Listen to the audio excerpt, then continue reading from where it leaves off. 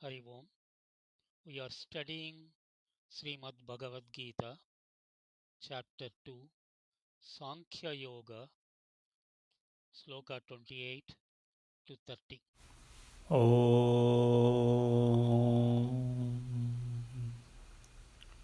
ॐ सहनाववतु सहनौ भुनक्तु सह वीर्यं करवावहै तेजस्विनावधीतमस्तु मा विद्विषावहै ॐ शान्ति शान्ति शान्तिः अथ श्रीमद्भगवद्गीतासु उपनिषत्सु ब्रह्मविद्यायां योगशास्त्रे श्रीकृष्णार्जुनसंवादे साङ्ख्ययोगो नाम द्वितीयोऽध्यायः. Bhagawan Sri Krishna is going to conclude his teaching on the essence of the Supreme Self or Atman or pure consciousness and the nature of the non-self to Arjuna in these three slokas.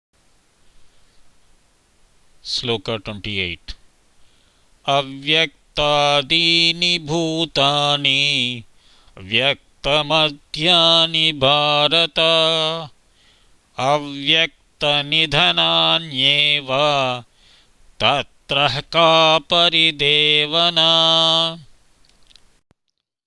Summary Sloka 28. Being unmanifest in the beginning and unmanifest again in their end seems to be manifest in the middle. O Bharata, what then is there to grieve about? In Sloka 28, Bhagavan says that all beings are invisible or unmanifest before the birth and after the death, but visible, manifest in the middle or interim state, avyaktam, that is called invisibility or unmanifest. So what is there to be worried?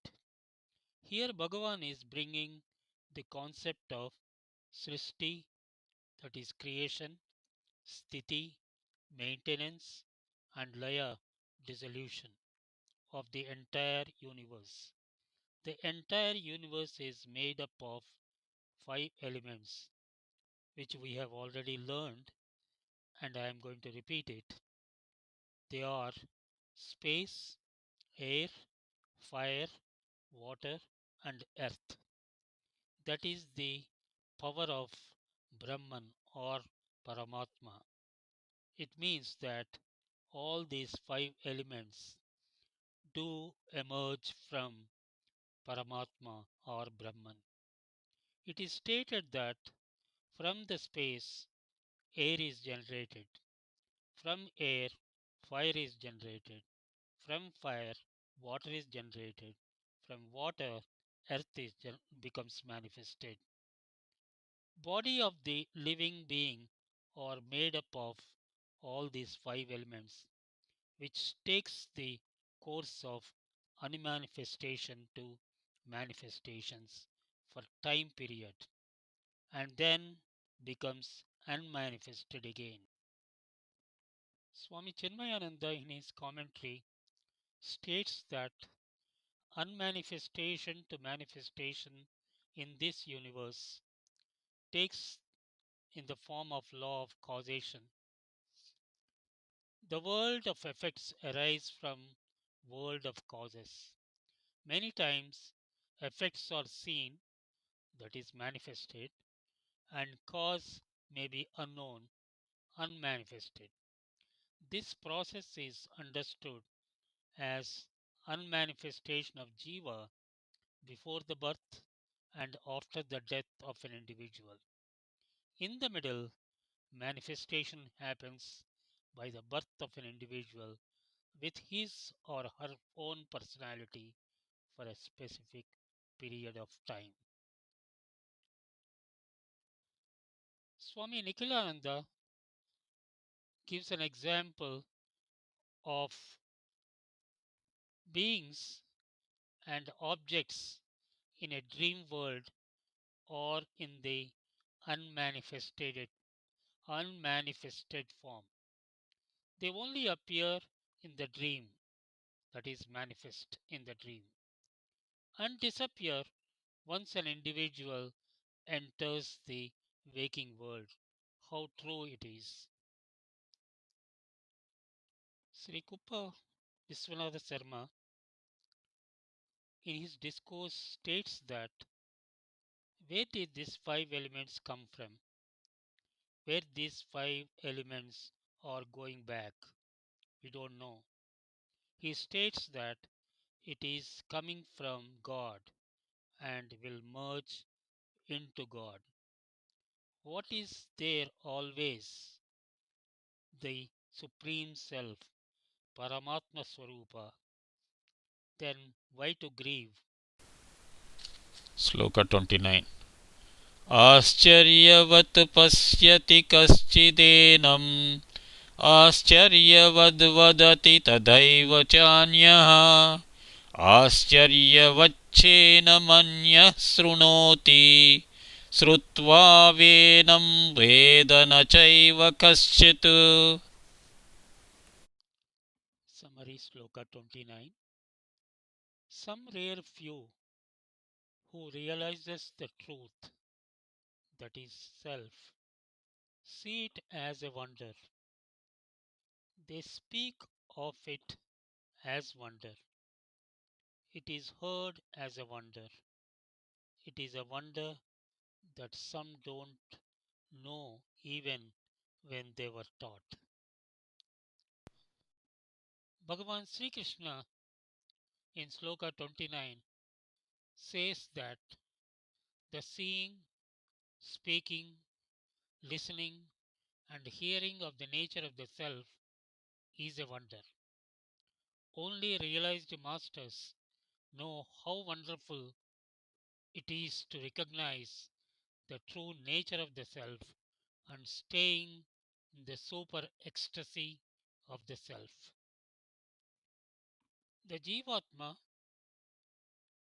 or the consciousness is within the body of all living beings, large and small animals, trees, microbes, and all living creatures of the space. It is indeed amazing to hear about it. The self is a wonder. Just to say it is a wonder, many realized masters are afraid to speak about the self because many don't believe it. Listening about the self being taught by someone is a wonder, but only few will listen even if Bhagavan is teaching. Even if someone hear about the nature of the self, they don't understand it. It is a wonder. Swami Nikhilananda, in his commentary on this sloka, gives several examples. First one is seed. Small though it may be, a big tree may be coming. It is a wonder. Self, without moving, it makes everything move. It is a wonder. Despite attending many lectures, seminars, and studying Vedas and Upanishads, still does not understand the self. It is a wonder. Does self exist? Does it exist at all? Have you looked directly your face and eyes? I am not talking about in the mirror. directly yourself? Answer is no. Does it exist? The answer is yes. So, although you don't see the self as an object, you don't hear as an object, you don't listen as an object, it exists. Swami Tejomayananda elaborates on this sloka in Jnanasara. A self realized master wonders how such a self evident fact was missed by him all along. Similarly, an ignorant individual wonders how such a subtle, indestructible truth is realized by anyone. Swami Prabhupada describes the existence of the Supreme Self, Paramatma, in two states. He says that Supreme Self, Paramatma or Brahman, and atomic self, Jivatma, are oriented on the same body within the same heart of the living being, and only realized masters understand the nature of and wonders of the self. This is confirmed in the Kathopanishad 1.2.20. Sloka 30. Dehi nityamavadhyoyam dehe sarvasya bharata tasmat sarvani bhutani na tvam sochitumarhasi. Summary Sloka 30. Thus, indweller in the body, the self of everyone is indestructible, O Bharata, and therefore you should not grieve for any being. Bhagawan Sri Krishna in Sloka 30 again reiterates the nature of the self and the body in the concluding section of Jnana Yoga. He further reiterates that the self, the Atman, is otherwise called Dehi, the one resides in the body, does not die. Only Deha, the body, dies. Here the self need to be understood as Jiva or Jivatma. It is eternal and indestructible. Bhagavan further advises Arjuna that having known the supreme reality, he should not fear of facing Kauravas in the battlefield and grieve of killing them if need be. Swami Nikhilananda gives an excellent example of considering the space as the self.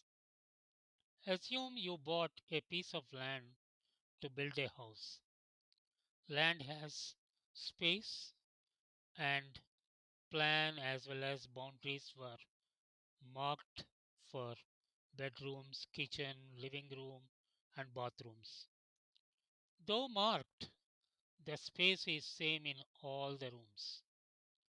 Now the house is built and walls separated each room. A name is given to each, such as bedroom, child room, hall, kitchen, bathroom 1, bathroom 2, and were all properly furnished. The space in bedroom, living room, and each room is same. No difference. Only walls and the forms separated each of them. Similarly, if you consider the space is the self or Atman or consciousness, it is omnipresent, it is present everywhere, all pervading and present in each being. Only the forms and names are different, not the Supreme Self. From Sloka 11 to 30, Bhagawan Sri Krishna taught us the essence of self, Atman, or consciousness, and the nature of the non self to us. This knowledge of self, listening, reading, and understanding or not understanding, is a wonder. When we listen, we think that we understood it, but our understanding vanishes quickly. We need to contemplate on it. How many times we do it? Sadhana or practice is essential for knowing the self and journey towards merging the self in the self. In this sadhana, one need to be looking at and reminding ourselves, I am not the body, I am not the mind, I am not the intellect, I am the pure self. This is what we need to remind every day, every moment when we are awake. Hari Om. ॐ पूर्णमदः पूर्णमिदं पूर्णात् पूर्णमुदच्यते पूर्णस्य पूर्णमादाय पूर्णमेवावशिष्यते ॐ शान्तिः शान्तिः शान्तिः